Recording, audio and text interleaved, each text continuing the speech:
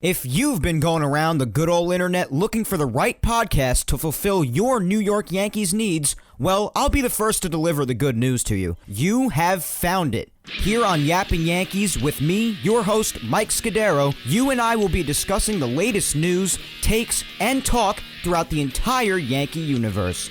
Oh, and there may be some ranting on my behalf. Yeah. Anyway, what do you say we get to it? Let's get to yapping! Well, hello there, my fellow Yankee fans, and welcome to episode 177 of the Yapping Yankees podcast, where we yap about the Yanks and nothing but our Yanks. As always, I am your host, Mike Scudero, here on April 2nd, 2023, as the regular season has arrived, my friends. Yes, clap it up. And applause is appropriate. My God, I cannot believe the regular season is here. It's April already. It's April. And I'm recording late again tonight. It's 7:30 here on Sunday night. The sun is still decently out. You know, I love that too. It's just a sign of everything turning around on the calendar. Baseball is back to having games that count. And also, along with the return of the regular season for 2023, as we spoke about last week, that is also why the episode just overall is called The Return, because it's the return of more than just the regular season, the return of a lot of things. It's also my return to Yankee Stadium this weekend. I went to my first Yankee game, as I said last weekend, yesterday. It was my first Yankee game in over 4 years. It was a long time. Holy crap! Yeah, holy crap is right. I've earned that. Took a long hiatus from Yankee Stadium, and yesterday I finally returned. And despite the Yankees taking a loss, I do have to say I had such a fantastic time, because aside from what I got to witness in the game, from the excitement in-game with getting to witness Volpe getting his first major league hit, or I should say hits, I guess, because he had more than one. That was awesome. Stole a base right after his first one. Shocker there. Had another stolen base in today's game. Stole a base in each of his first 3 major league games this weekend. The first 3 of what I assume will be a crap ton of stolen bases this year. Saw a fantastic catch by Judge in center field, not a shocker there. And also not a shocker getting to see Stanton hit an absolute piss missile into right field. So there was that. Unfortunately, my boy Stanton, you guys know how much I love him. I was really hoping that in the rain, and the rain actually added to like how cool it was in the 9th inning. It added to the epicness of the environment in Yankee Stadium. All of us going insane. It was 7-4 going into the bottom of the 9th yesterday, and Stanton came up to bat with the score 7-5 now. Giants in the lead.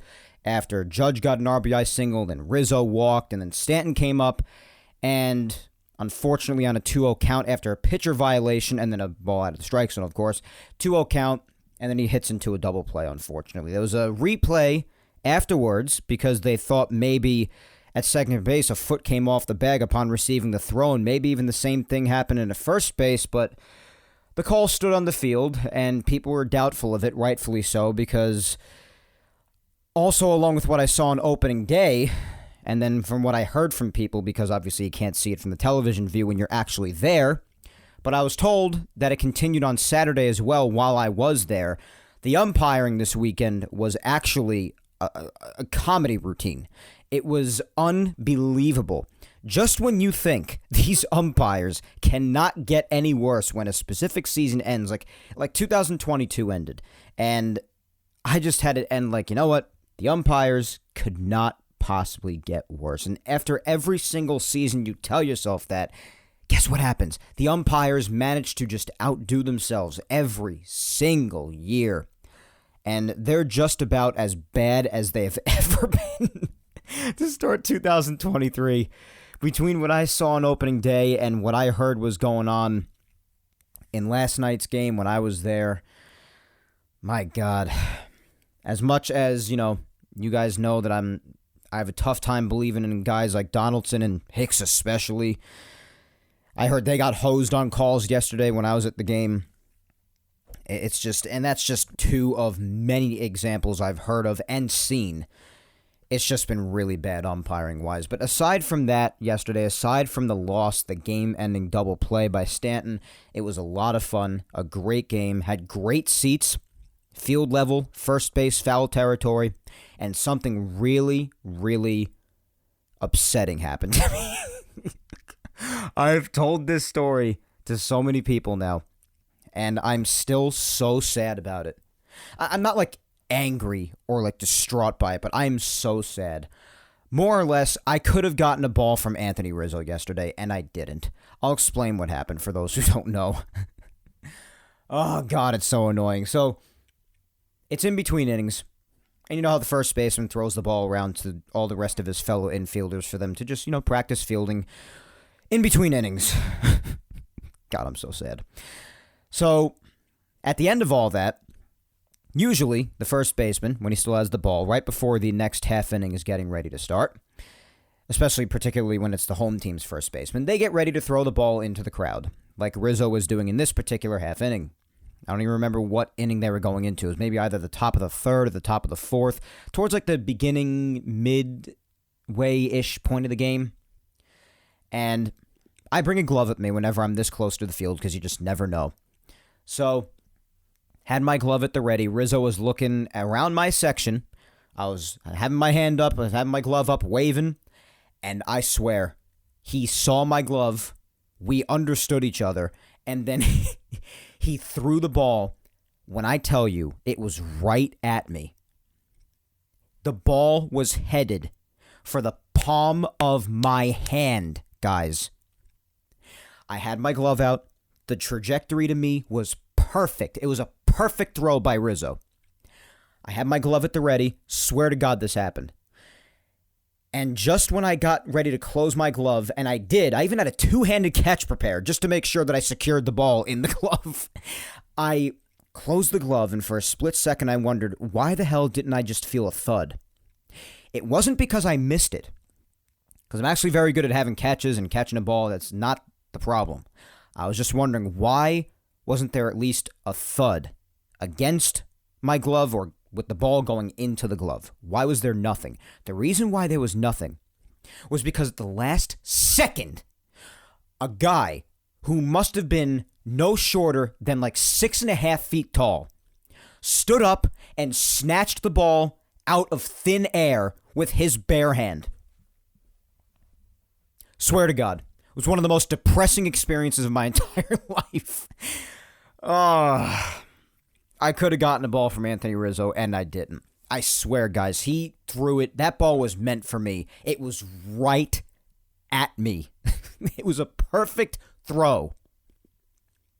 And the guy 2 rows in front of me, I mean, credit to him. It's hard to do this, even if it is on a soft toss. The guy just stood up and yanked that crap right out of midair with his bare hand. That was probably the biggest buzzkill I've ever experienced in my entire life. The euphoria was incredible. I was getting ready to get a ball from Anthony Rizzo. That would have been framed in my room today already. The very next day. And I didn't get mad at the guy. I didn't want to get mad at him. I don't like to start trouble at games. And, he got the ball. Whatever. Credit to him. Stood up, grabbed the ball. Good for him. He got it. But I even reached forward into the row in front of me like I wanted that ball. I didn't even really have to reach into the row in front of me if I didn't want to be honest, because that's how perfect the throw was from Rizzo. It was perfect.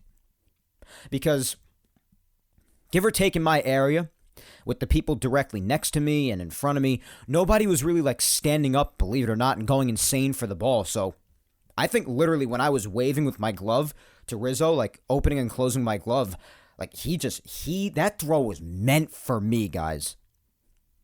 This guy snatched it away from me. What can I tell you? So I came within literally less than a couple of feet away from walking out of Yankee Stadium with a ball from Anthony Rizzo yesterday. In my first game back at the stadium in 4 years. So that was a little frustrating, but it was also a really cool experience to know that Anthony Rizzo literally threw a ball to me that was legit intended for me. But it definitely would have been cooler for me to have it here and framed in my room and be able to post it on social media as evidence and being proud of it, the fact that I have a ball that Anthony Rizzo threw directly to me, not even just a foul ball or anything just hit off a bat that happens to go wherever the hell you can't control it, that Anthony Rizzo threw me a ball. But instead, somebody else 2 rows in front of me gets to tell that story instead. Oh, God. I'm just going to have to live with it. Whatever. Maybe one day I'll get tickets close to that area again. I'd love to, and I definitely could. And maybe I'll get a similar opportunity. But it's not every day you get a player to just, directly almost make eye contact with you or your glove and just throw a ball to you that is literally intended for you. And then the guy in front of you just destroys your hopes and dreams. But I guess that happens. There's nothing you can do.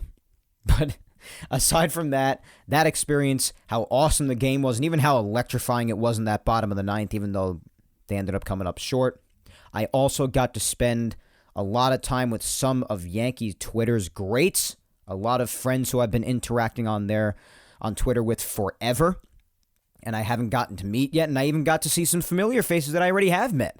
That was a lot of fun as well, but got to spend a lot of time with some really good friends. Victoria, my girlfriend, and I had a great time, just the two of us sitting in our seats and hanging out with other people and enjoying the game, taking it all in. It was a lot of fun, and I'm so glad it worked out with the weather as well, because the forecast leading up to Saturday on most weather maps, including my own, was looking awfully bleak. It was really looking like we weren't going to get the game in. But then, like the night before, and especially the morning of, despite how miserable outside it was the morning of, it was still raining. It was pouring earlier in the morning. And just got a really good time window to get the game in. Because around noon or 1 in the afternoon, the rain cleared out and the sun actually came out. And in the middle of the day, it was beautiful outside. It was sunny, not a cloud in the sky. Anywhere from like 65 to 72 or 3 degrees. You never could have been able to tell that it rained earlier in that day, and as badly as it did, no less. You could never have been able to tell.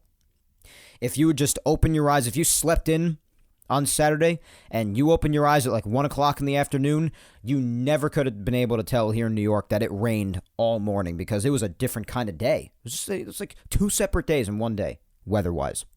So that worked out. I had an awesome time at the game. So awesome, in fact, that I already booked more tickets for another game. On April 15th, I'm already going back. So if any more of you than those who already did want to meet me, or if I've already met you, want to hang out again, want to hang again at the stadium, or for the first time, depending who you are, then be sure to hit me up again. I'd love to get together with more people. I love hanging with people at Yankee games. I don't even just stay in my seat. I stay in my seat for the majority of the game, but I also make my rounds and go see people. It's a lot of fun. It's really a good time. So if you're going to the game on the 15th, let me know. Hit me up, and we'll meet up, because I love doing that. But it was my return to the stadium. The regular season's return after opening weekend is now officially over. Baseball season is here. It's really hard to believe. Like, I'm sitting here on Sunday night, and like I'm just thinking about the week ahead, and like, oh my God, I got this to do and that to do. But then the realization hit me, like, oh my God, amidst all of it, like, I can go home at night and the Yankees will be on. And that does wonders for me mentally, as I'm sure it does for you, especially if you have a crazy busy schedule and a busy job like me.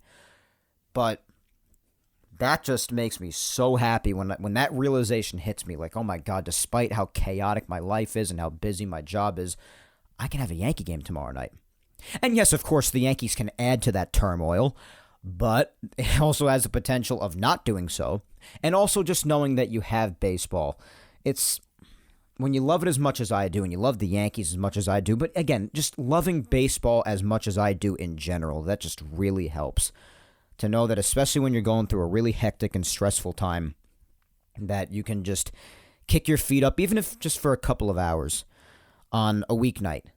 Any sort of a night. Because baseball's played nearly every single day of every single week for about 6 to 7, maybe even, a little closer to 8 months total, with spring training and the World Series accounted for between that time window. You just kick your feet up, even if just for a couple of hours, and just watch baseball. Just enjoy it. That does wonders for me mentally. So I hope you enjoyed opening weekend. I know I did. I could not even believe that I was watching it on Thursday. Thursday's game was great. The game that I went to, despite it being a loss all throughout, was great. It was a lot of fun. And today's game was great.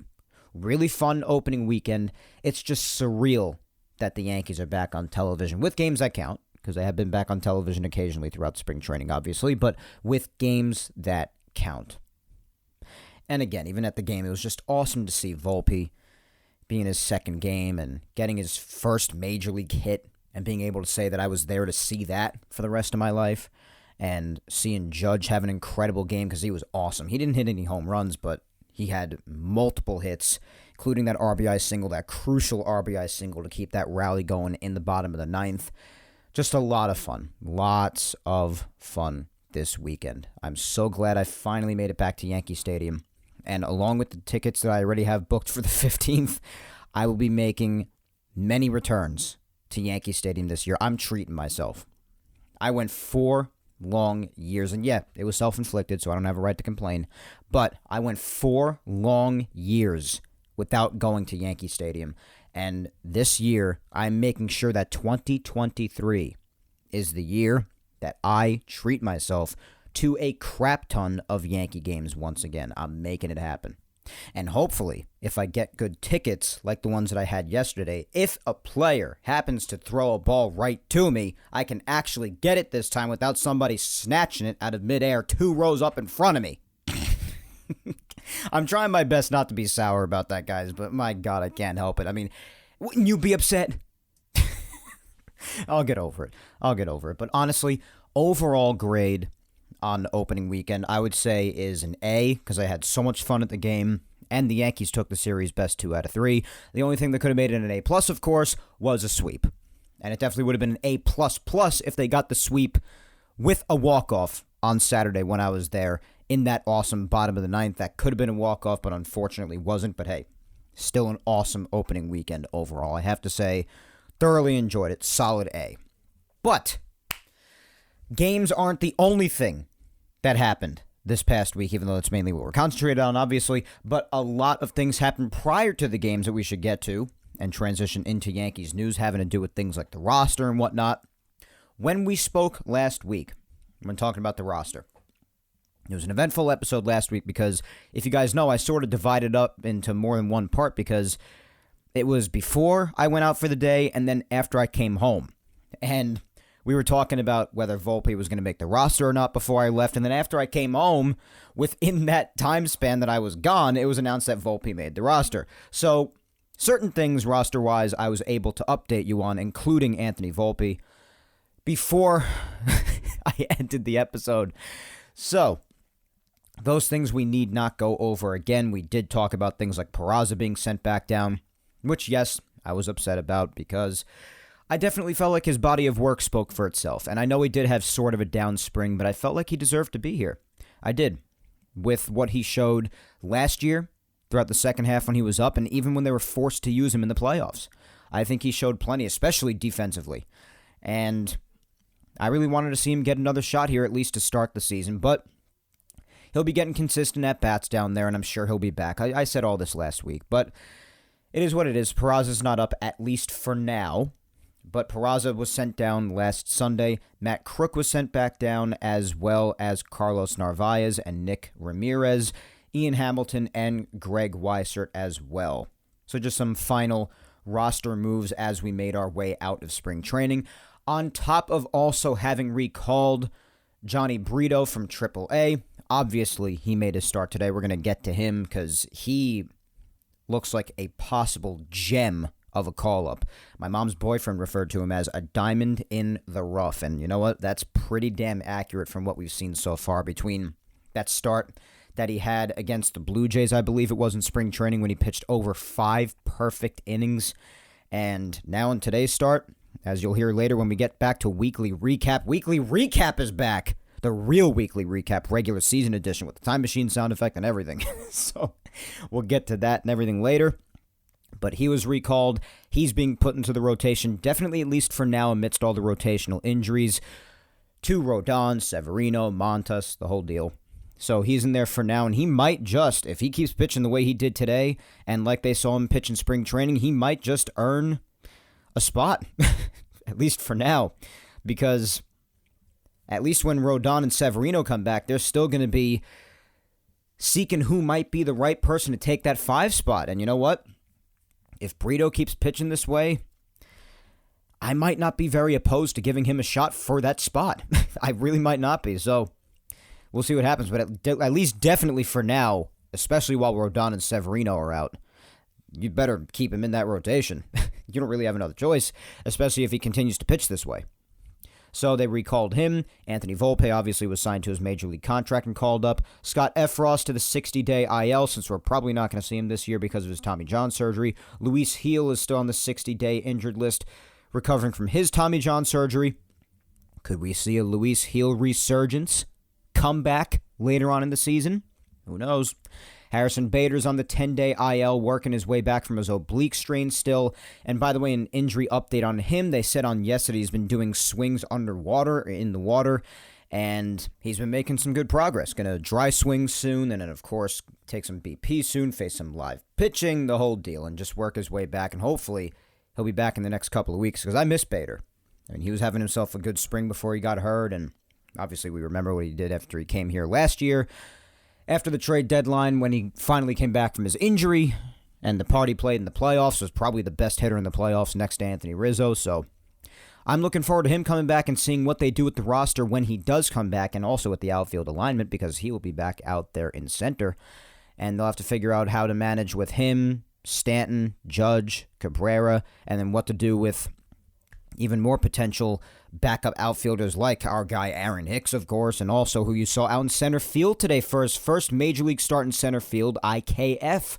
And he actually looked pretty comfortable out there. Talk about that later as well. But Bader still working his way back, making progress. Ben Rortvedt, who I'm still convinced is a fictional character, is still on the 10-day injured list. Luis Severino working his way back as well, slowly but surely, alongside Carlos Rodon. They're both making their progress. Hopefully they're back within the next couple of weeks. That'd be nice. Lou Trevino's also starting up his throwing program. His coming back is said to be a little bit slower because of the nature of his injury, but hopefully he'll be back by May. That'd be a nice addition to the bullpen. Tommy Kahnle's been receiving a cortisone shot or shots, and they hope that he could pick up the pace soon. And obviously we know that Frankie Montas is going to be out until at least the second half, most likely even throughout the entire freaking season. So those are more or less your injury updates, last-minute roster moves as well, out of the ones I wasn't able to cover before I ended last week's episode. And also a couple of really quick moves that the Yankees made this past week, signing and trading-wise, actually. Made a couple of little moves. Was they actually signed Franchy Cordero to a $1 million deal. And this surprised me. I mean, he's been seen playing the infield, the outfield. And honestly, the overall consensus on Cordero is that he's known to strike out a lot, and he's basically a nightmare in the field. Not really sure why they acquired him. Maybe it's just for depth. Maybe he'll get little to no playing time at all. I prefer the no part because, I mean, hey, listen, the Yankees have been known to sign guys who didn't really do much, and they come here and they shine. So maybe he'd have the opportunity to do that if injury were to strike the Yankees on a severe level, particularly offensively, and they desperately need him, which I hope that obviously never happens. But they brought him here. Didn't really make sense when they got him. Not really sure about the pickup, but he's depth. And if he's not there to mess anything up, and he's just there for when you need him, hopefully you don't need to use him in many big situations or even have to put him in the field very much, because he is especially known for his awful fielding. He is not good in the field. Whether it be playing the outfield, the infield, doesn't matter. He's been known to be a nightmare all over the place. So, they did sign Cordero, $1 million deal. And they also traded for, and you saw him in today's game, Colton Brewer, reliever Colton Brewer, right-handed pitcher. Traded him for cash considerations after the game on opening day. That was announced. So, it's time for us to say goodbye to cash considerations and welcome Colton Brewer in. And he has not had himself a very good early career either himself.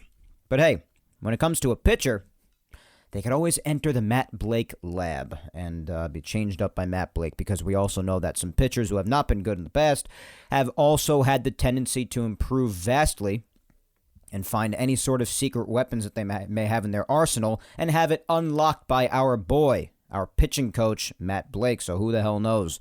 He did pitch in this game, didn't allow any runs, looked okay. So it's a good start, but of course, he also did it with a nice, comfortable lead against the Giants today, so we'll have to see how that continues, or if that continues. But he is here at least while the injuries are going on, because of course, guys like Trevino, Canely, they are not available in the bullpen due to injury. So while that's the case, Colton Brewer will be here. I'm not sure how long he would be here. Once guys like Trevino and Canely do come back, I'm not sure what exactly they would do at said point, but he was another acquisition this past week alongside the signing of Franchy Cordero while they traded for Colton Brewer. And then it was also announced, which this was, kind of had to see this coming at this point. It's unfortunate because, of course, he was at the very top of the Yankee prospect list once upon a time. And he didn't really get real consistent opportunities in the major leagues, but he did get a decent amount of at-bats overall and did get some looks in the outfield. Showed some promise in the outfield, but he was never really able to put it together fully at the plate when he was given chances, even though they were pretty inconsistent. But you knew something was going to have to give with him, because he came into 2023 with no more minor league options left. We spoke about that right when spring training was starting up and why it was so important for him to make an impression of some kind in spring training, which he did not do. Whether it be in the field or at the plate especially, just did not really do that. And that's something that had to give, finally gave. And that was the Yankees DFAing Estevan Florial. So we'll see what comes of him later on, what his future is, whether they end up bringing him back and outrighting him right to AAA again, and I don't know, or he goes elsewhere. We'll see what happens. But nonetheless, as of now, Estevan Florial DFA'd since he didn't have any options left. He did not. So it is sad, because at one point, like I just said before, there was a lot of hype surrounding this kid, saying he could have been a big power bat from the left side especially, solid fielder with a good arm, and he did get his chances. And although inconsistent, he wasn't really able to put it together ever. It's unfortunate. Ended up being a high strikeout guy, did not make too much contact. And that's what they warned about. Even in his minor league days, they would say that he strikes out a lot. So that's a big risk, and whenever he did get his chances, we saw a lot of that, unfortunately. He did have his moments here and there, of course. You got to run into some every now and again. But he was just never able to fully put it together. And with him not having any options left and no room really for him, and him not really having made an impression positively of any kind in spring training, it finally happened. He got DFA'd. So we shall see what comes of Estevan Florial. But for now, that's the deal. He is DFA'd. So that's really all the Yankee news from this past week, guys. The remainder of the roster moves that took place, the signing for Cordero, and the trade for Colton Brewer, and Florial getting DFA'd. Those are the main things, of course, aside from the thrill and excitement from opening weekend, which why don't we get to that right now, the weekly recap. And again, we're bringing back the time machine, guys, going back to Thursday. Not going to really go over the spring training games because, of course, definitely as of now, with the regular season having gotten underway, nobody could care less about spring training, right? Just on Monday, the Yankees won 8-4, and then Tuesday they lost 3-0 against the Nationals. Who cares? Thursday, all the way until the end of the season's what matters now, Mike. So why don't we go back to Thursday? We'll talk about Thursday's game, yesterday's game that I was at, and today's game from this afternoon. Time machine. Let's go.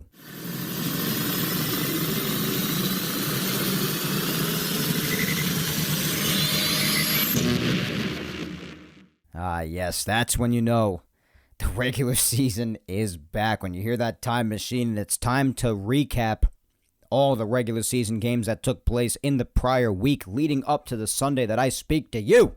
And that is why we're going over opening weekend, because those are the only games to go over. Regular season-wise, as of now, opening day on Thursday, I was able to watch the first part of the game, fortunately at home before heading out to work. And this game, similarly to today's, very comfortable win. Honestly, there are certain games that you could look back on and say, you know what? They played as perfect a game as you possibly could that day. Nice and comfortable win. They don't come around too often, but when they do, they're awfully nice. Those days where you could just say, you know what? Pitching was on the money. The offense was on the money. Defense was on the money. Everything just worked out. And that's what opening day was. Now, the Yankees used to have a habit, maybe like anywhere from like 10 to 15 years ago, of losing a ton of opening days. I remember it. I felt like losing opening day was almost like a ritual for them. But the last few years, they've changed that a bit. And this continued the positive trend, of course, of them actually getting wins on opening day, which is always welcome. Of course, at the end of the day, opening day is just the first of 162. So even though you can't argue, of course, it has just as much value as the other 162, obviously, even if you are to lose it, listen, there's 161 left. So whatever. It's not that big a deal. But you do like to just start off the season with a win. It's just a better overall feeling being 1-0 than 0-1. I don't really know what else to say. That's just the way it is. So the Giants came to the Bronx to kick off the season in Yankee Stadium against our beloved Yankees. Now, we spoke about this forever. How awkward it would have been if Aaron Judge, was in right field for the Giants as opposed to the Yankees in Yankee Stadium to start the season right after his destiny was decided in free agency this past offseason. Fortunately, we don't have to worry about that reality because, to be honest, if it were a reality the other way, if he was playing for the Giants, I'm not sure I'd be able to watch his at-bats or even able to see any time the camera pans over to him. I'd have to look away. I really think so. So I'm glad that's not a reality we have to face. And I'm glad a loss on opening day was not a reality we had to face either, because this game was a lot of damn fun. It was nice, and it was just comfortable. It really was. And that's exactly how I like the season to start. It just gives off like a really settling feeling. It's like very comfortable. Just nice. A nice win. Garrett Cole, of course, starting off the season as the ace on opening day. And my God, Garrett went 6 innings, and not just 6 innings shutout, no. 6 innings shutout, only allowing 3 hits, 2 walks, and 11 strikeouts. And he had about 8 of those when he was amidst his 3rd inning of work. He walked the leadoff hitter, and I believe all of us were just, we were on the verge of saying, oh God, here we go, please don't. And then after that, he just proceeded to strike out literally every single person that came to the plate. It was crazy. He just went on a roll, and he didn't allow crap. 6 shutout, 11 strikeouts, and those 11 strikeouts is just the overall total impressive in itself, but it also broke a record for strikeouts in one day for any Yankee starting pitcher on opening day. So Garrett Cole now has the most strikeouts for any Yankee starter on opening day in history. How cool is that? That's freaking crazy. So, an awesome start for Garrett. He obviously completely settled in right after walking that first batter. Just went on cruise control after that. And he just started using the rest of his stuff. He definitely started to settle in. He started to use his changeup, his slider, just everything else in his arsenal. And he just got more comfortable. And then he started going back with the fastball, which started off wild in that first at-bat.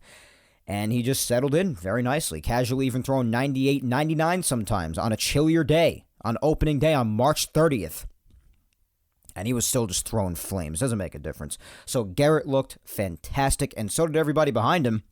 Wandy Peralta getting 2 outs, only allowing a hit, and striking out 2. Both of his outs were strikeouts. Loaizaga getting an out after him to finish the 7th, and then pitching the 8th and the 9th very comfortably with only 1 walk and 3 strikeouts. 2 innings was Ron Marinaccio. And it's great seeing him back after all the injury time that he had to end last season. He was definitely sorely missed in that bullpen from the end of the year into the playoffs. And it's so great to have him back, seeing his impact in that bullpen. It's awesome to see him coming in. That changeup is as filthy as it ever was. The fastball's still looking pretty crisp. It's just awesome to have him back. Guys like him and King, it's good to have back. Despite yesterday with Michael King. I know. But anyways, Marinaccio came in, did a fantastic job to end the game. And the Yankees did score 5 runs on the afternoon, and who else better to get the scoring started for the year in his first at-bat as the Yankee captain, coming off of his 62 home run MVP season in 2022. Aaron Judge comes to the plate and just slacks one to dead center field for a solo atom bomb to put the Yankees on the board right away in the bottom of the first. What better way to start the season offensively? Honestly, it's really the only way you could, just draw it up. If you could write a script, that's how you do it. So Judge right away puts them on the board. And then some innings go by, a little bit of quietness on the offense, but then Gleyber Torres comes up in the bottom of the fourth and hits a home run himself the other way. 2-run shot makes it 3-0 Yankees. Anytime Gleyber goes the other way, I always say it is a great sign. I'm looking forward to seeing what he does. I'm not going to be a hypocrite. I did say all winter long, and even throughout spring training, that I wouldn't really mind if they traded him. It depended on who it was for and if it was worth it, obviously. But I wouldn't be upset if they traded him, but I would not be upset if they kept him either, because I'd probably say I'd lean more towards I wouldn't be upset if they kept him, because he did have a good year last year. Other than like the end of July and throughout August, Gleyber had a pretty solid season. Solid defensively, and he was solid with the bat. And he was one of the top offensive producers. So, definitely not upset he's still here, and I want him to succeed. I want everyone on this team to succeed. It's just a matter of whether I truly believe they can or not in certain cases. But I think Gleyber's one of the ones that could succeed very well. And now that they did not get rid of him, I want only the best for him. I want him out there consistently, and I want him hitting home runs like this and spraying the ball to all fields like he does when he's on the right path. That's when you know that Gleyber's in a good way, when he's hitting to all fields. So this was an encouraging sign to see.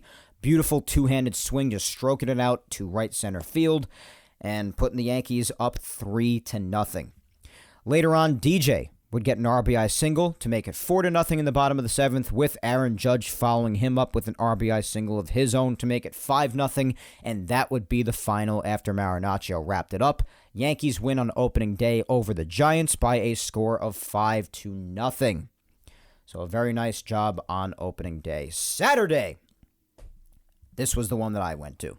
Obviously, they were off on Friday. They have the habit of doing that for a few years now, where opening day is played, and then the very next day they get the day off. Probably just as a risk in case opening day can't be played, and just go to the next day. And then they play Saturday and Sunday. So it still amounts to 3 games. That's not the case for every team. Like for the Mets and Marlins, for example, they played 4 games this weekend, Thursday through Sunday. But for the Yankees, they had Friday off. Saturday, they came back. I was so excited to go to the stadium. Obviously, had a great time. This game was wild, though. The only thing that I was upset about was that, obviously, the main reason that I purchased tickets to this game in particular for my Yankee Stadium return was mainly because I wanted to see Carlos Rodon's Yankee debut. I really wanted to see him on that mound. Obviously, he's hurt, so I did not get my wish. I will try my best to choose a game where Rodon happens to be on the mound. I'll do my best because I do want to see him pitch for the Yankees in person. But, nonetheless, this game was still freaking nuts. Clark Schmidt started it. I'll get to him in a second. But it was a lot of back and forth action, especially from the midway point of the game and on all the way to the end. But to kick off the game in the bottom of the first, this was a good way for it to start. The Yankees seemed like they were getting ready to blow a scoring opportunity. But it turns out they did not do that. Because Giancarlo Stanton, he hit a really hard ground ball towards the middle. It looked like it was going to be the end of the inning. Probably a double play ball. But instead, Alex Cobb, who started for the Giants, got the ball, turned around trying to get the force at second, and threw it right into center field. So, coming home on that error was Judge, made it 1-0. Awesome to see. Rizzo went to third, but obviously they did not add any more runs in that bottom of the first, unfortunately. And mistakes like this would happen more than that, just that one time, not getting more runs in than they should have, and that would end up coming back to bite them a bit. Of course, obviously, with the pitching not doing their job as well. But the earlier part of the game did have Stanton contributions, because that wasn't it. I mean, it was mostly thanks to the error from Alex Cobb the first time around. But then the bottom of the third, he actually did something for himself. He hit his first home run of the year, a screaming line drive right into the right field seats. Solo shot his first of the year, made it 2-0 Yankees, and believe me, when you're there in person, you think Stanton's home runs are impressive on TV? You don't know until you've seen one in person. I've probably seen almost 10 Stanton home runs in person now, and 99% of them are really remarkable. I mean, this one was just a missile the other way, and it's just amazing seeing how the thing carries. It's like a straight line. It's crazy. It really is crazy. So he put the Yankees up 2-0. That was a solo shot. And then come the top of the fourth. Now, this was when Clark Schmidt let things get out of hand. Gave up a solo shot to Jock Peterson, and then just an absolute tank job to Brandon Crawford into the right field bleachers. Now, here's the deal with Clark Schmidt. Yeah, he went scoreless the first 3 innings. That's good. I'm not going to fault him for that, obviously. It's a good thing. His location was off, though. And I definitely saw that even more so when I watched the highlights when I came home, because it's tougher to tell when you're actually at the stadium. You can't always see, especially from most angles, where exactly the pitches are being thrown. So, his location was off. Command wasn't very good at times. Definitely threw too many pitches earlier on in the game. Came back to bite him. And it made his frequent problem reappear that he's had often when the Yankees have given him starting opportunities. He just can't go deep into the game. When he makes it a time and a half or maybe 2 times through the order, he automatically starts to mess up. He loses control. He seems to get fatigued. I don't know what happens. Maybe a little bit of all of that. But he just doesn't have it. And this just continues to support the argument that I've had for a while now. And yes, the 4th inning was his only inning that he messed up, but things got out of hand. I personally think that he should have gotten taken out right after he gave up the double after Peterson's home run. I think he should have been done after that. But they might have said, hey, you know what? It's a solo shot. Let's let him keep going. All right, just gave up a double, whatever. But you cannot hang a meatball the way he did to Brandon Crawford, who's a veteran hitter. And yeah, his better hitting days are probably behind him. Had an awful year last year, but you still can't hope to get away with that every single time. You just can't do that. He's going to make you pay. So that's just supported my argument, and they're probably going to give him a chance. I mean, you kind of have to right now with these injuries. You don't really have another choice. But when you do have a choice, when certain guys make their way back, I would strongly consider just going forward with Clark, either having him in the bullpen for long relief, because he can eat up 2, maybe 3 solid innings in long relief in the middle innings, or maybe in extras if you have to call on him. He's had some really clutch extra inning appearances, too, out of the bullpen. But I would really keep him at that capacity, or honestly, you might just have to option him to AAA, if depending on the options he has, which you can right now.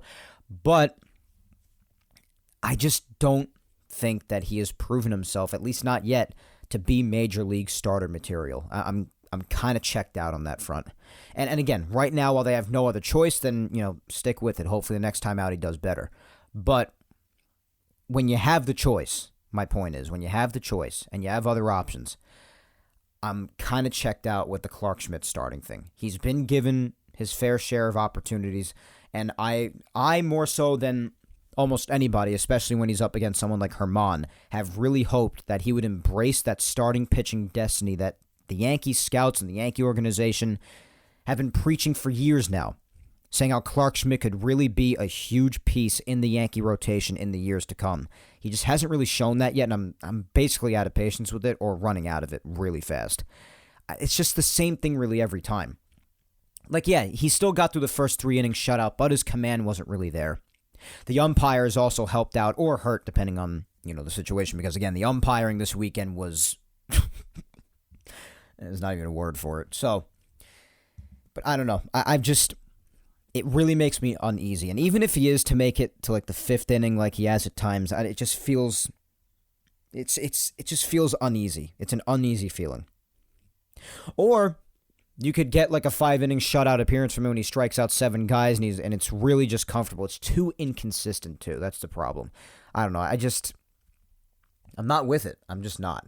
So while you have to right now, then stick with it, because you don't really have another choice while the injuries are going on, and Rodon and Severino haven't worked their way back yet. But when you do have the choice, I really think that's the capacity that he should be used in. Middle relief in the bullpen, even though guys like Ron Marinaccio and Michael King being back now, they're really the main middle relief guys, if anything.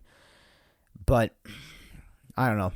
I'm just not feeling it with Clark in the starting role in the major leagues anymore.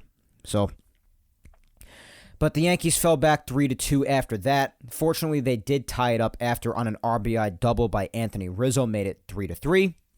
They definitely should have gotten more that inning, but they didn't. So, not capitalizing hurt them after that as well.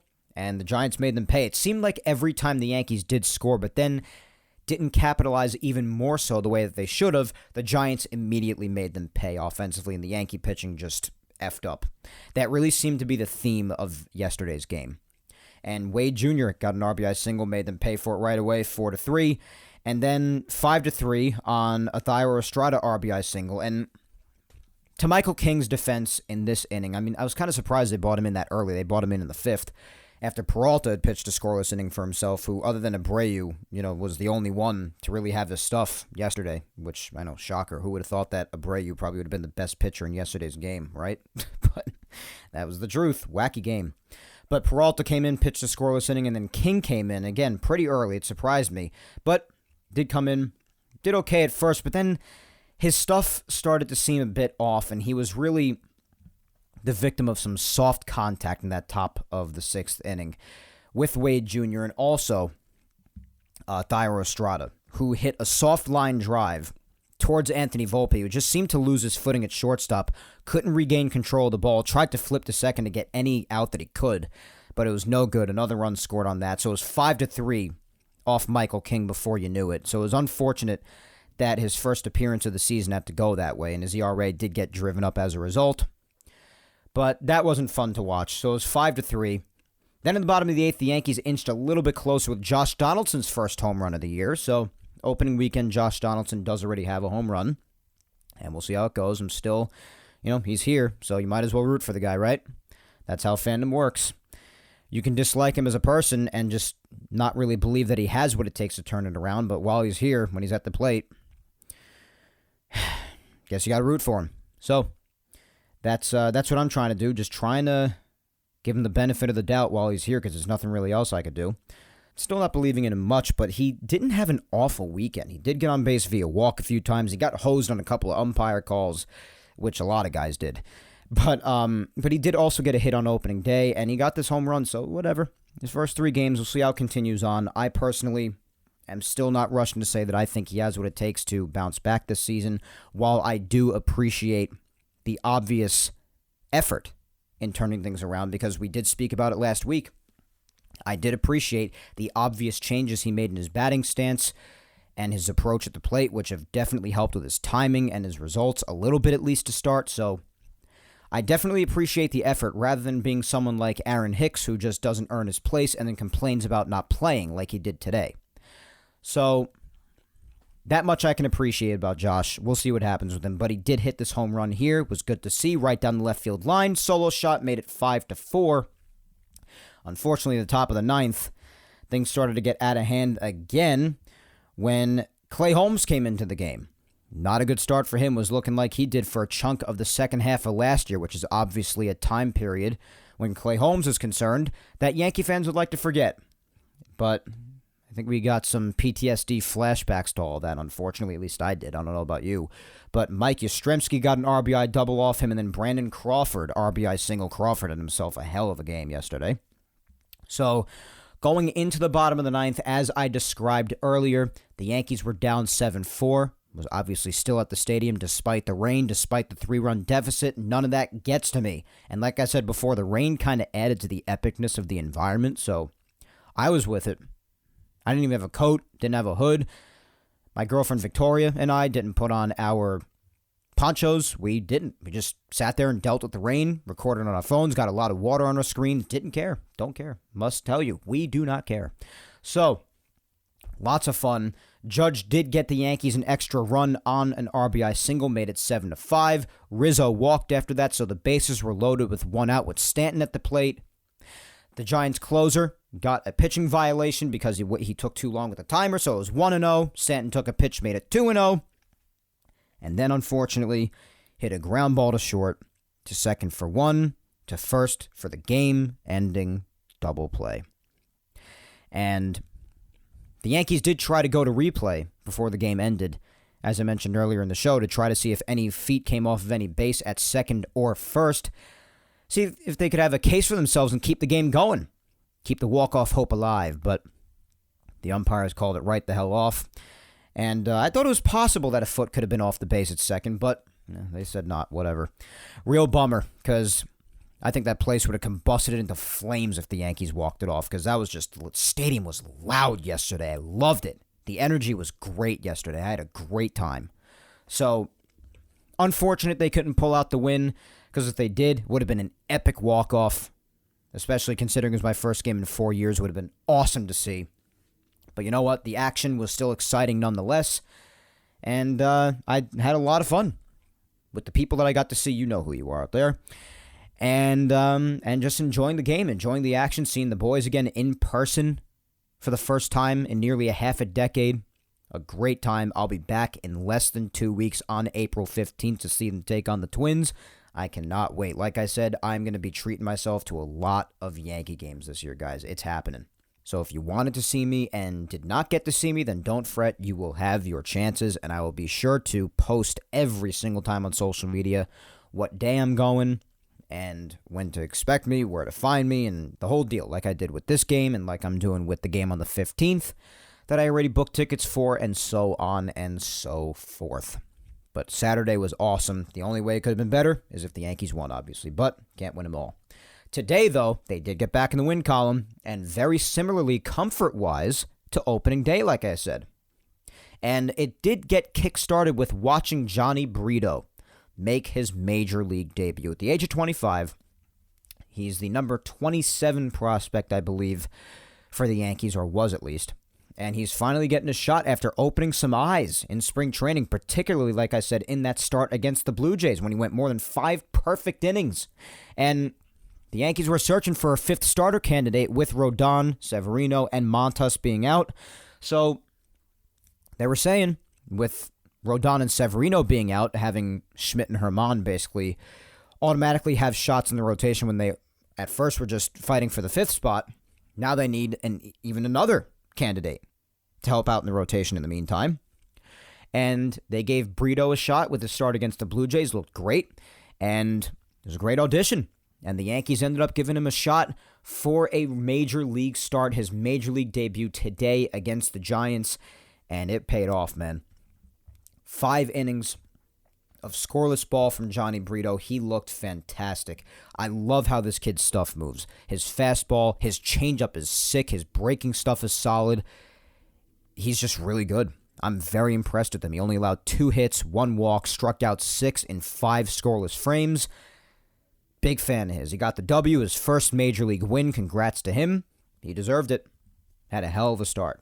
And even after him, the bullpen, thankfully, they did not choke like yesterday, because yesterday was a bit of a mess with Michael King's inning, although, again, that was filled with a lot of soft contact. Clay Holmes' inning. Just pitching overall yesterday was not fun to watch, but it was better today. Cordero came in. He did have a brief appearance yesterday, just coming in to get 1 out at the end. But he reappeared in today's game, and he got into a little bit of trouble at first. I was like, oh boy. But then he was able to get out of it, thankfully.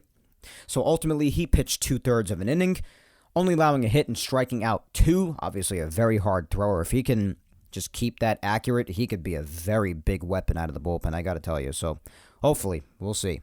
Marinaccio reappeared after that, still looks phenomenal. An inning and a third scoreless, striking out 3. So 3 of his 4 outs were Ks. And Colton Brewer, Yankees' new trade acquisition from just a few days ago, pitched 2 scoreless innings, only allowing a walk, and he did strike out 1. And that was the Yankee pitching for today. A hell of a lot better than yesterday, so good bounce back from that point of view. And as far as scoring, bottom of the 3rd, Aaron Judge again. Solo shot to left field, a laser right into the left field seats, made it 1-0. And then, a few batters later, after Anthony Rizzo got on, Giancarlo Stanton. He already hit his first home run of the year yesterday. And today, I think he took out all of his frustration on the fact that he didn't come through in the 9th inning of yesterday's game. Because this ball, I actually just got word a few minutes ago that it is indeed officially out of our Milky Way galaxy, guys. Because this ball, the second contact was made. I did say right off the bat, even with Judge's ball that didn't go nearly as far today, that it was gone. But This ball, this was one of the hits that the second the crack of the bat is heard and you see the way it's hit, you say, oh my God, where's this going to land? If it does land. This was one of those. 485 feet to dead center over the restaurant. Do you understand? This was insane. I've almost never seen a ball hit like this. The only time I did was when I was fortunate enough to be at Yankee Stadium to witness in person Judge's 495-foot home run that landed right by the retired numbers in left center field past the bleachers back in 2017. I was there for that. I've said that many times. So, other than that, whether it be in person or on television, other than that Judge home run, this was probably the most crushed ball I've ever seen by a Yankee, and almost ever. This ball was murdered. What a shot by Stanton. My God. It's still just a wonder to me how strong he is just in his upper body alone. Do you see when he swings how he has like minimal or even no hip rotation?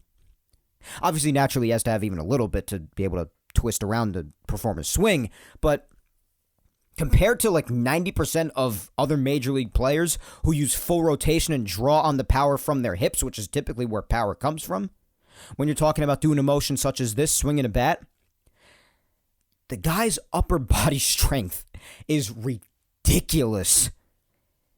It's incomprehensible. It really is. And the more home runs he hits like this, it just makes it more unbelievable. It really is amazing what the Yankee lineup could be like if and whenever Judge and Stanton are on the money together. We saw that for a chunk of 2021, in particularly, when they majorly each carried the offense in unbelievable fashion. And right away to start, each having 2 home runs here and obviously getting off to a bit of hot starts. I mean, to say Judge is getting off to a bit of a hot start is kind of the understatement of the millennium. But if this is another preview of another season that we're going to be seeing if Stanton and Judge, especially Stanton, both stay healthy and they both perform, the top of the Yankee lineup shouldn't even be allowed. It should be just illegal, unfair for the rest of the league to have to deal with. It's crazy. When this Yankee lineup really just showcases its true full potential, it really shows you how scary the Yankees could be and how they are a lot of the time. You know, it's just in the playoffs they tend to die out a bit, particularly in 2022.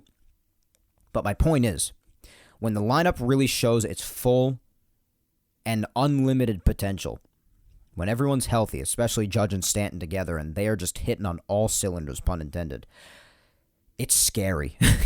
It's scary to have to even think about being or having anything to do with the opposition. So, this was an incredible home run to see.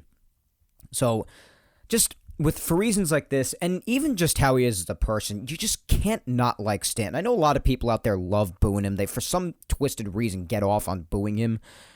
But I don't know how you hate the guy, because even when he doesn't come through, or when he's on a cold streak, or he has a moment like he did yesterday, where he doesn't come through in a crucial situation like he didn't in the bottom of the ninth, despite having a better game earlier on, yes. But he always holds himself accountable. He's always so hard on himself, always saying when he doesn't come through, how he's got to do better at this, he's got to work on elevating the ball better in that situation, got to get it in the air. That happening was unacceptable. And a lot of you might be saying, well, what's the big deal? He's just saying the obvious. Who cares? Really sit and think about for a second how uncommon it is nowadays in general amongst people, let alone in sports. How rare it is to have a player like Stanton who is that unfiltered about himself and doesn't sugarcoat anything. I've said this a lot, but I can't say it enough. So many people's statements, just about anything in life in general, it's often sugarcoated. You don't see the real hard truth being told a lot of the time. Not a lot. Sometimes you do, of course. It has to be told, but not a lot. But Stanton is awfully honest about himself and really holds himself accountable when he doesn't do his job. And I appreciate that, because that's not easy to find nowadays. A lot of you might not give a crap about that, and fine. You say the guy's making money, he should come through no matter what, and if he doesn't, I can't stand him no matter what. Who cares? If that's the way you want to live, then fine. But that's not the way I live. I appreciate people who hold themselves accountable because I am one of those people. Whenever I mess up, I hold myself accountable. So I appreciate it when I find that trait in another person, and I admire it. Stanton's one of those people. And I wish the people who are as hard on him as they are, when he doesn't come through, would praise him as much as they should when he does come through. Because on days like today, and so many other days when he shows his true potential, it really is unbelievable what he can accomplish. It is ugly when he's cold. We all know that ugly one-handed, stepping away from the plate swing that he has and a low and away slider that he has when he is ice cold with the bat. It is not pleasant to watch. Just like it's not pleasant to watch anybody else be on a really cold streak when they're ice cold. But when he's hot, he's truly one of the better players on the planet. And when he hits a home run the way that he does today, and I know a lot of people might be like, oh, it's just one home run, who the hell cares? But when he does hit a home run the way he does today, that should serve as a solid reminder of that fact. That Stanton really is an unbelievable player with unbelievable and incomprehensible potential. And you ought to support the guy. I know he's gotten hurt a lot in the past, and I know when he goes in his cold streaks, it is prolonged, it is ugly, I know. That's the case with a lot of guys, though. Baseball's a game of failure, I hate to break it to you. But when he's on, it's worth it. It's all worth it. It really is, and it's really a spectacular sight that you get to see along with it. So anyways, that 2-run mammoth shot put the Yankees up 3-0. Then in the bottom of the fourth, Kyle Higashioka, who's in for Trevino today. Trevino getting a day off. He settled in nicely under a high fastball, and he just slammed it out to left field. Solo shot. So even in the third game of the year, Higashioka has his first home run of the year, made it 4-0. And then Anthony Rizzo later on in the game on a sac fly. He's had himself a decent weekend. Made it 5-0. And then on a wild pitch, Glaber came home to score later on in the inning. That made it 6-0. So that was the final score. Yankee pitching threw another shutout as they did on opening day. So for opening weekend, 2 shutouts for Yankee pitching. Not too shabby. With a bit of ugliness on Saturday, but it happens. And the Yankees do finish opening weekend being 2-1, welcoming in the Phillies for the next series in Yankee Stadium, which reminds me, we should talk about what is ahead for the week to come for the Yankees. And it starts tomorrow night right away on Monday, still here in the Bronx at Yankee Stadium, with a game against the Phillies, starting off a 3-game set going from tomorrow to Wednesday. Tomorrow night's game is at 7:05 Eastern. It will be Nestor Cortez making his first start of 2023 on time, good to see, against Taijuan Walker, who obviously is with his first season with the Phillies. Tuesday, 7:05 Eastern, it will be Herman taking the mound for the Yankees that night. And then Wednesday at 1:05, I'll have to either watch the beginning of this at home or just watch most of it at work. I don't know, but I'm not the biggest fan of weekday day games. But anyway, 1:05 Eastern, Phillies and Yankees wrapping up their 3-game set, and Garrett Cole will return to the mound for his second start of 2023 after his killer first start, and he'll be facing off against Aaron Nola. And that's a 3-game set against the Phillies. Thursday starts a weekend 3-game series against the Orioles. Now, you might be confused. How the hell is it a 3-game series over the weekend if it's starting on Thursday? Well, it's really weird because they are basically replicating the opening weekend schedule, which is odd. They don't usually do that for the next week after opening weekend. But anyways, really weird. So Thursday's game is going to be at 3:05 Eastern, April 6th, against the Orioles in Baltimore. And I imagine, unless anything changes for whatever reason, Clark Schmidt will take the mound for that game again. And then on Friday, they have the day off. So again, exactly like opening weekend schedule. Really weird. So Friday they have the day off, and then the weekend will resume on Saturday with a 7:05 Eastern game again in Baltimore. And then Sunday, next Sunday for Easter Sunday, April 9th, it'll wrap up the series in Baltimore with a 1:35 p.m. Eastern game, just like today's. And that'll be the 3-game set in Baltimore. before they head off to Cleveland after that to face the Guardians. So, got the Phillies, and we got the Orioles this week. And the Orioles actually had a pretty decent series in Boston to kick off opening weekend. And yeah, they lost 2 out of 3, but they gave Boston a really good fight. Can't help that they're pitching a lot of crap ton of runs in yesterday's game after they just pounced on Chris Sale, who returned and just crapped the bed. And then they ended up losing today's game as well to the Red Sox. I believe it was 9-5. Yeah, 9-5. So definitely shouldn't have lost Saturday's game in all fairness, but they did. So seems like their offense is putting up a pretty good fight, at least to start the season. So it'll be interesting to see how that series goes in Camden Yards. And the Phillies, they're coming off a really rough starting opening weekend against the Rangers. So they're 0-3 coming into this series against the Yankees in Yankee Stadium after having a rough series in Texas.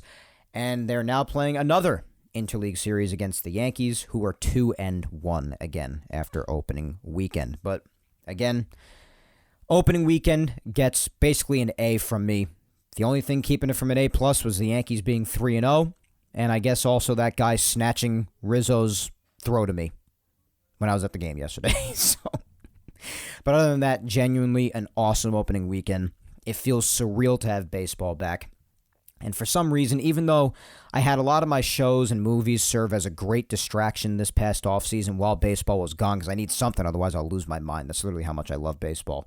But even though I did have them to help me along with that, this offseason was weird. It just happened to feel like, it felt like baseball was gone for longer than it normally even is. I don't know. Obviously, it wasn't. It's gone for give or take the same amount of days as it is every year after the World Series ends until pitchers and catchers report, give or take.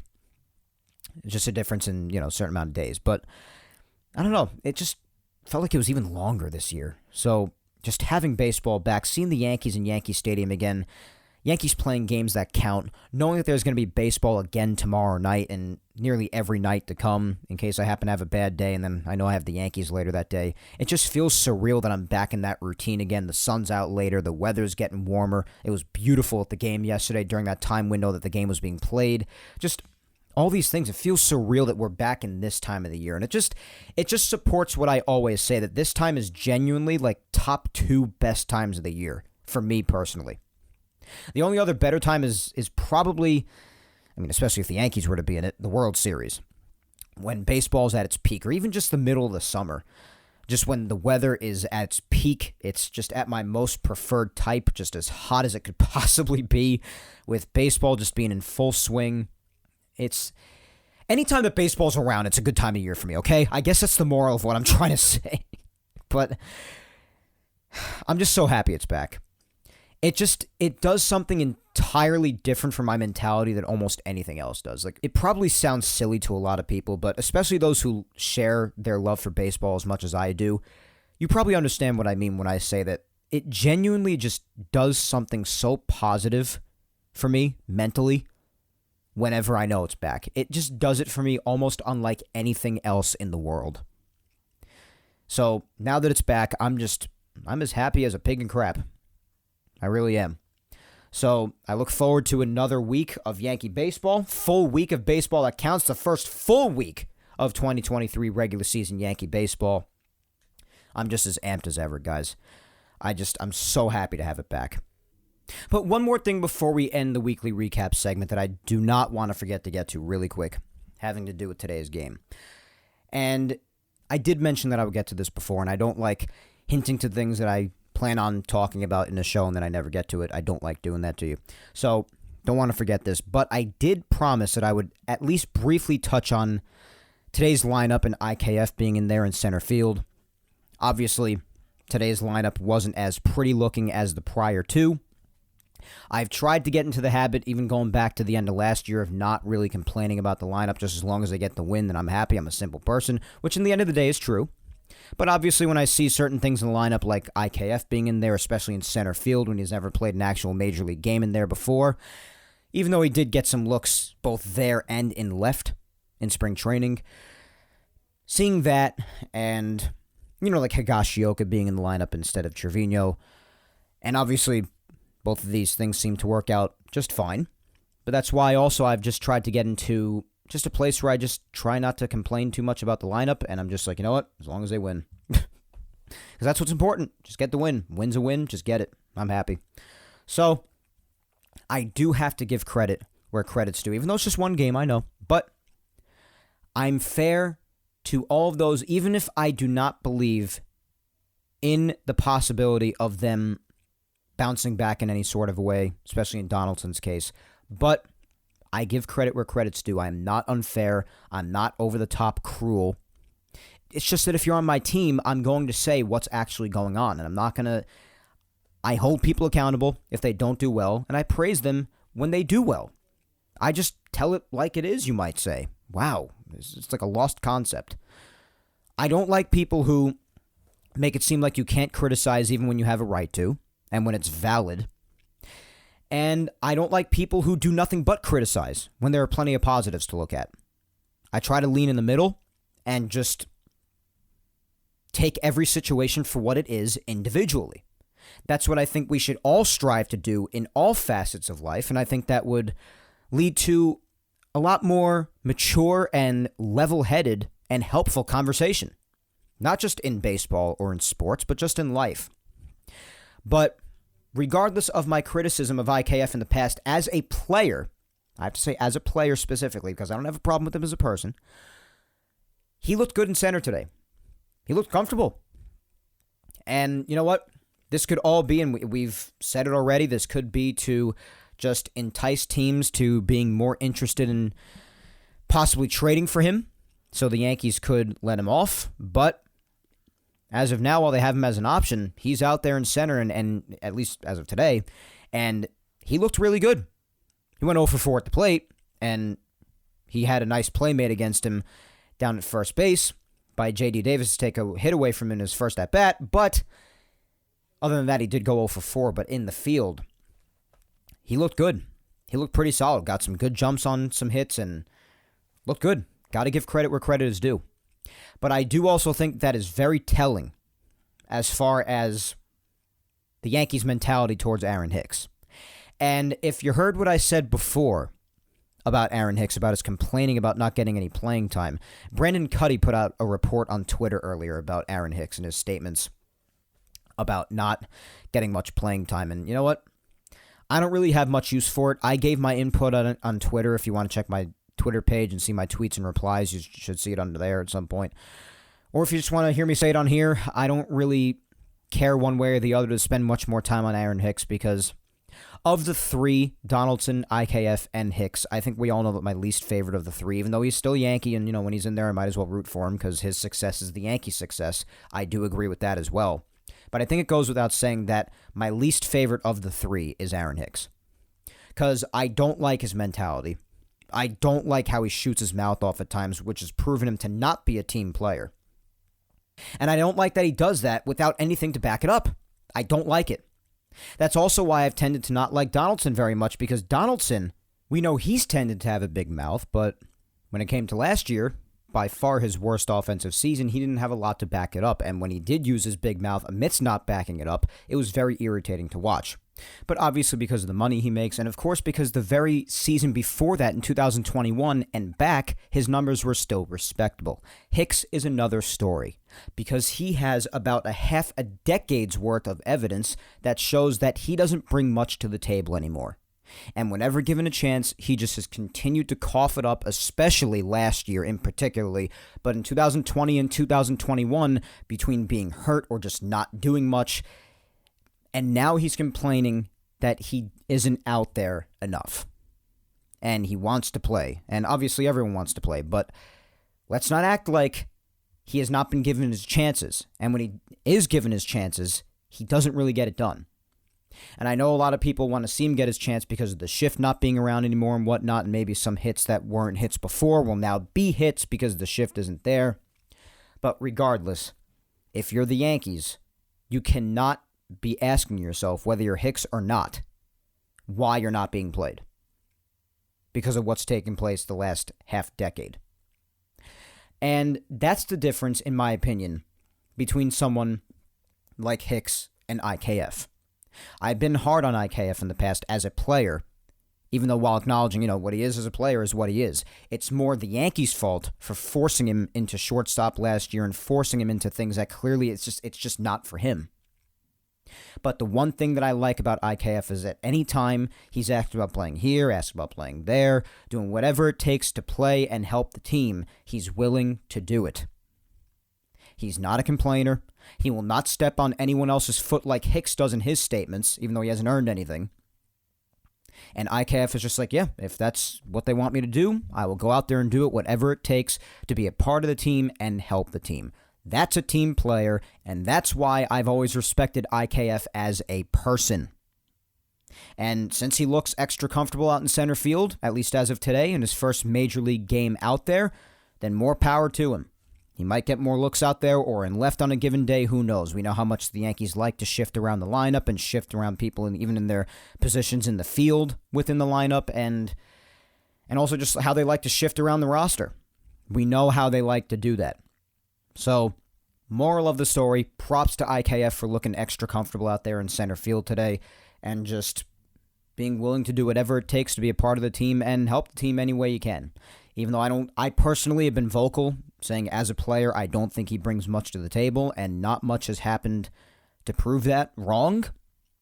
But I will always respect him as a person for wanting to do all he can for the team to be a part of it and to help them win.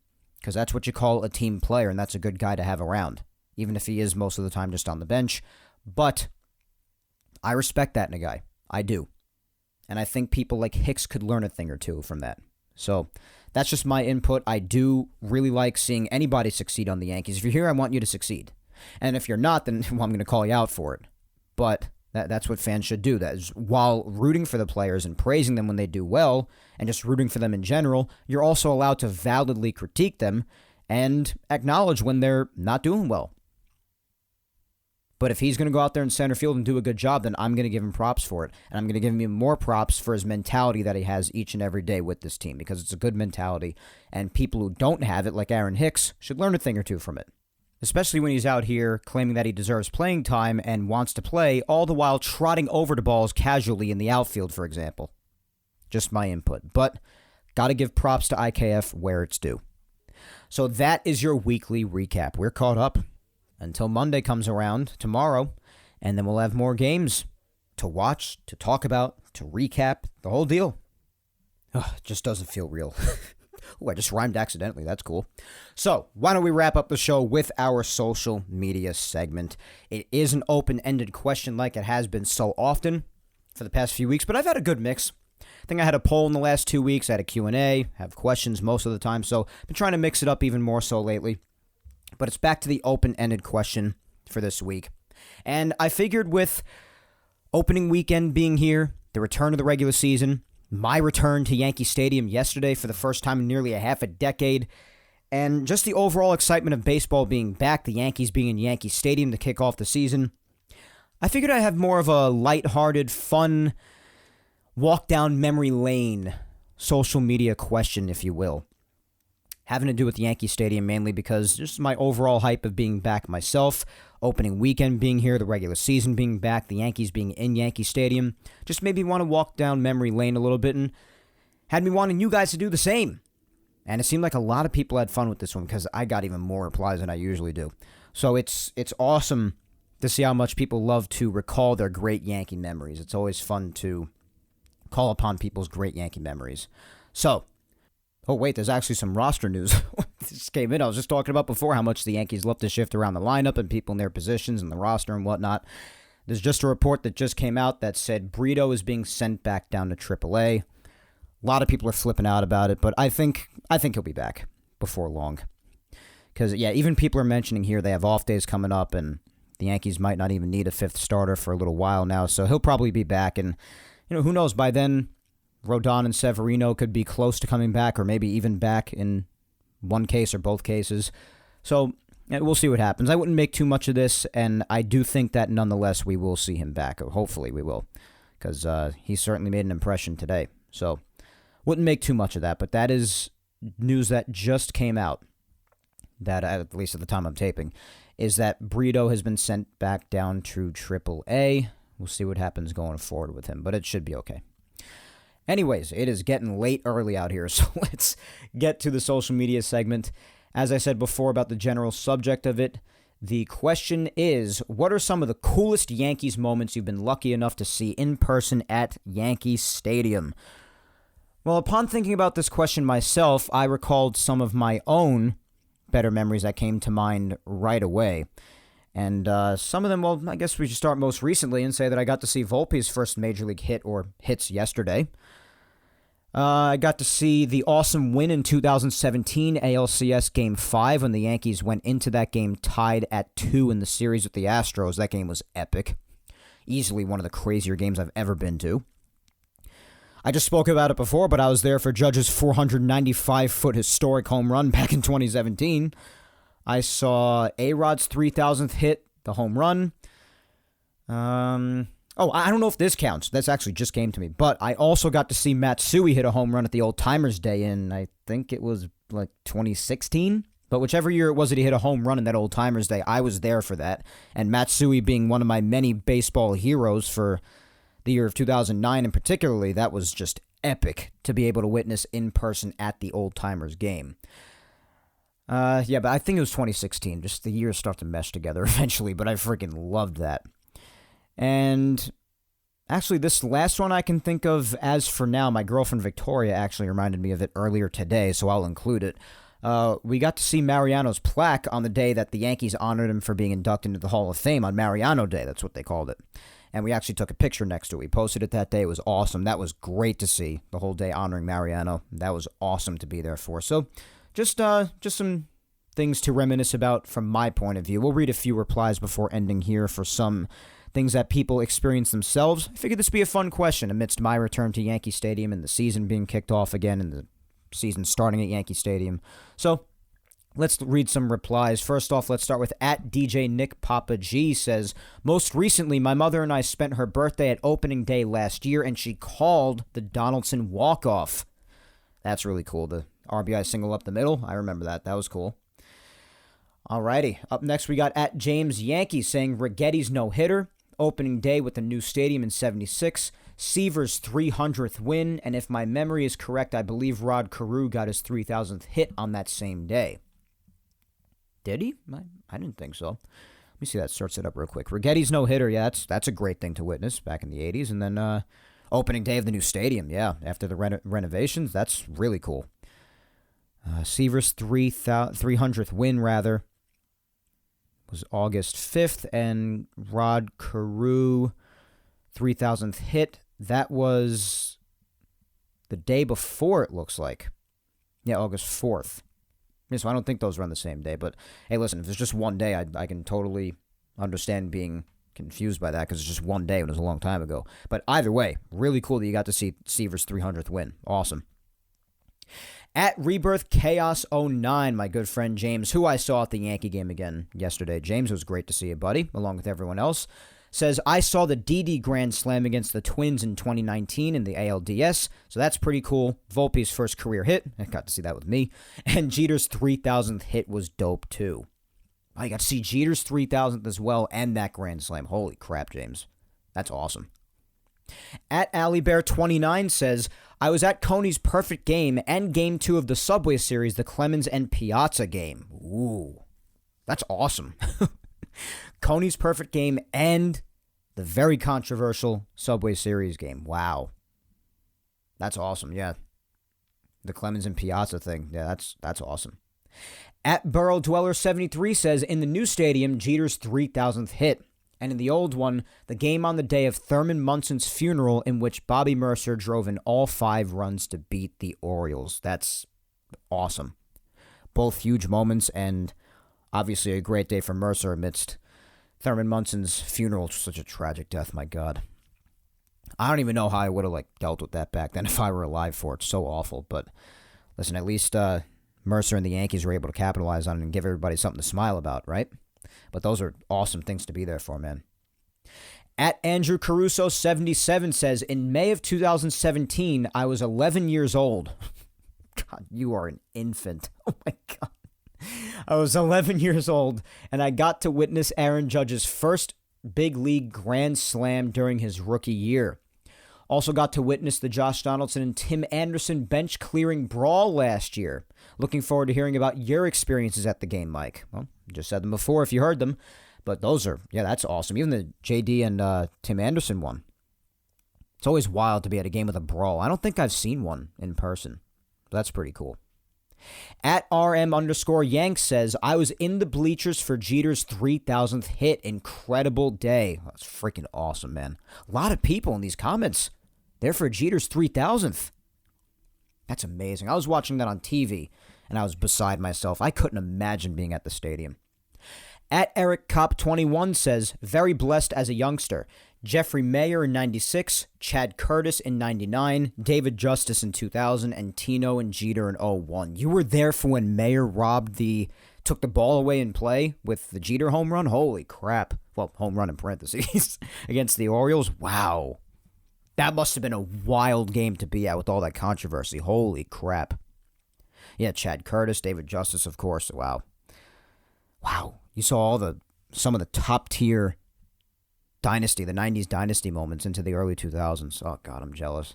I was alive for all of those except for 96, but I was far too young. So, at Sia in Vegas says, I attended the last game ever at the old Yankee Stadium. Sat in the upper deck in right field and was bonked on the head with a ball during batting practice before the game. My own fault for not paying attention. Oh, my God, are you okay?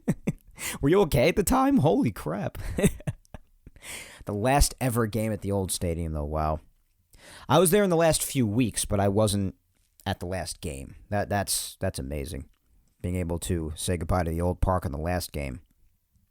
At ALG Wiz says, I was there in upper left field seats in the ALCS against KC when Chris Chambliss homered to send the Yankees to the World Series in 76. That's so epic, man.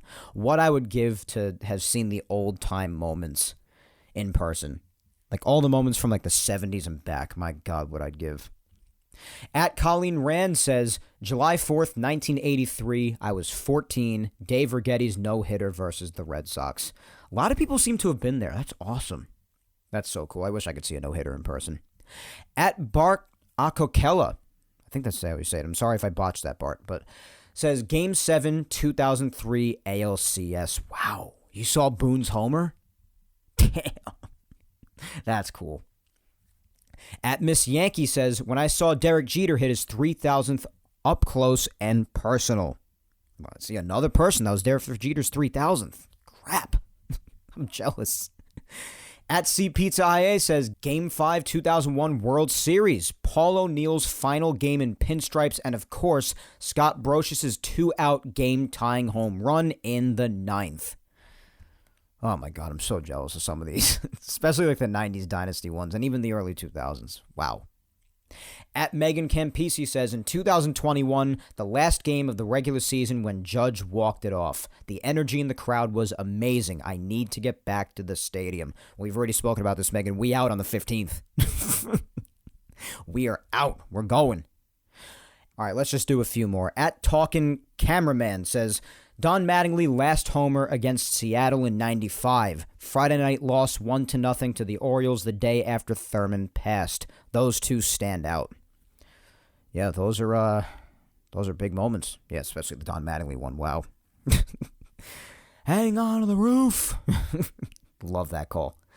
At Lawrence Appel says, I caught a foul ball in 1966. What can be better? Catching a ball is amazing. Oh my God, that makes me even more upset when I think about the Rizzo situation yesterday. Oh God, it's gonna take me a while to get over that one. At Jerry GB777 says, Mickey Mantle Day is number 1 for me. Mickey's first Old Timers Day, Mickey's 500th, Mel Stottlemyre's first start, too many others to mention. That's amazing. Wow. That I'm speechless about. Anything having to do with Mickey Mantle, I'm speechless about. You are so lucky. Wow. At CZ October 25 says, Chambliss home run, 76 versus Royals, and Reggie's 3 home runs in the series. Wow. Both of those? Damn.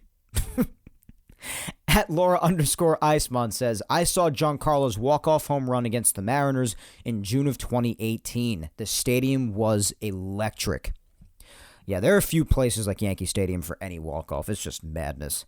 That's why I would have liked to experience another one yesterday. I've experienced walk-offs before, but yesterday something tells me that one would have hit different. Just crazy. At Wayne OC 8011 6360 says, Jeter's 3,000th hit. The place was loud. So jealous. Still so jealous. At Baseball T-Czar says, Wells' perfect game and Mickey Mantle Day was the absolute best. The Thurman game was the saddest. That's crazy. Wow. I can't believe there's people around here that go back that far. I'm so jealous. All right, let's just do a couple more. Rebecca at Peace Now for Life says, Hi, Mike. I've been to a lot of really fun games over the years, but the biggest moment I saw was Darryl Strawberry's 300th career home run in '96. It was also a walk-off win for the Yankees. Epic. Love that. At PDino13 says, the coolest in my lifetime, I was at two of the greatest. Reggie's 3 home run game in the World Series and the Chambliss walk-off. That's awesome. So a few replies with Reggie's 3 homer game and a lot with the Chambliss walk-off. Even this one, at RJ Piscotti 59, 76 Chambliss home run. Wow. A lot of people saw that. Damn. Spencer at Musician DMD says, long list. Tino's Game 1 slam in 98. Bernie's Game 1 ALCS walk-off 99. 2000 World Series Games 1 and 2. 2001 ALDS and CS clinchers. 2001 World Series Games 3, 4, and 5. Holy crap, you have a novel's worth here, Spencer. I'm not going to be able to get to all of them. I'll be here for 20 minutes. Wow. Clemens 300th, Giambi's slam in the rain. Boone's walk-off, the 2009 pre-opening game versus the Cubs in the new Yankee Stadium. First opening day in the new Yankee Stadium. Wow. A lot. You've been to a lot. Good for you, man. That's awesome. All right, let's do the final two as per usual. First up is my girlfriend at Vic Salimo, and Vic says, most recently, Volpe's first career hit on August 17th of 2019, Mariano Day, when he was inducted into the Hall of Fame, and the Yankees celebrated it. Yep, mentioned that before. And yesterday, of course, with Volpe's first career hit. So that's awesome. That's really cool that we'll be able to say that going forward. I really love that. All right, last but certainly not least, as per always, is my mom, Julia Gina Scudero, and she says, Hi, Mike. Boy, this is a tough question. Yeah, it is. It is to just think on the fly, especially when you have a lot to call back upon. But so many moments that are engraved in me as spectacular memories. I guess I'll choose the first time I heard Enter Sandman play when Mariano took the mound pitching, but all-time funnest I've witnessed live at Yankee Stadium was, I believe, in 2011 for the Subway Series, where Russell Martin hit the walk-off against the Mets. Classic moment. The stadium roared. I remember that. Yeah, wow, I can't believe it's like over 10 years ago already. That game was great. Really exciting game between the Yankees and the Mets, and Martin walked it off. I remember that. It was a lot of fun. Yeah, we got to get you back to Yankee Stadium, Mom. That's what we got to do. It's been a while for you. We say it's been a while for me. It's also been a while for you. But guys, there were so many other replies to get to. I'm sorry for the rest of you who I didn't get to. We just don't have the time. But if you want to see the rest that I didn't get to on Twitter, just go to my Twitter page, at Mike Scudero, find the Yapping Yankees question tweet, and you can see all of them under there. But I thank all of you, whether I got to you or not, for replying. You guys do such a great job with interacting with the social media segments each and every week. I couldn't thank you enough for interacting with it, showing your love as usual, for listening today, and the whole deal. First regular season episode is in the books. I'm so glad that baseball's back, guys. I can't even put it into words how happy I am. I'm so thrilled. But nonetheless, that is all for episode 177 of Yapping Yankees. And the episodes to come in the coming weeks ought to be that much more exciting as we obviously continue to cover the remainder of the 2023 season. As for now, though, remember to follow me on all socials if you do not already. That's Mike Scudero NY on Facebook. On Twitter, it's at Mike Scudero. And Instagram, you can find me at Mike Scuds97. Subscribe to all 4 of the platforms that Yapping Yankees is available on, please. YouTube, Apple, Spotify, and SoundCloud. If you missed any episodes 34 up to today's episode are available on YouTube. And every single episode from episode 1 all the way up to today, episode 177, are all available on SoundCloud, Apple Podcasts, and Spotify. But once again, I thank you 3,000 for listening to me yap today, my friends. As always, I have been your host, Mike Scudero, and I will talk to you actually in 2 Sundays. Not next Sunday, because next Sunday is Easter. I'll be spending it with my family, enjoying some good Yankee baseball as well. So, I will talk to you in 2 Sundays on April 16th when I come at you with episode 178 of Yapping Yankees. But until then, hang in there, be patient, stay safe, look out for your loved ones, you know the deal. Be sure to kick life's ass this week, my friends, and obviously, enjoy regular season Yankees baseball being back on our TVs damn near every single day. I'm sure you will, just as much as I will. But until the 16th, guys, have a happy Easter, enjoy Yankees baseball, and I'll talk to you on the 16th. Take care.